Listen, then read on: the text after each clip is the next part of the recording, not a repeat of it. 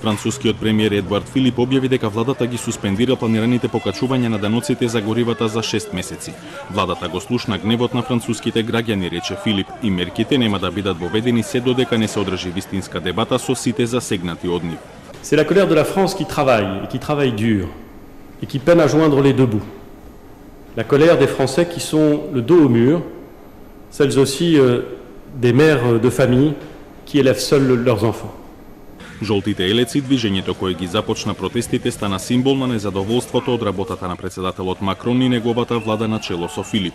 Покрај жолтите елеци на протести излегоа средношколците поради најавените реформи во образованието и организирањето на испитите, како и возачите на приватните амбулантни возила. Cette colère vient de loin. Elle a longtemps couvé. Elle est souvent restée muette par pudeur ou par fierté.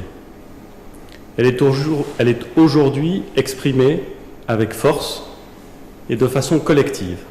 3 лица загинаа во тројнеделните протести кои опфатија цела Франција. Стотици беа повредени во насилните демонстрации и вандализмот кој ги обележа овие протести. On a vu le week-end dernier des Français qui se battent les uns contre les autres, des policiers qui sont lynchés, des commerçants qui sont attaqués. Bien, ça n'est pas possible.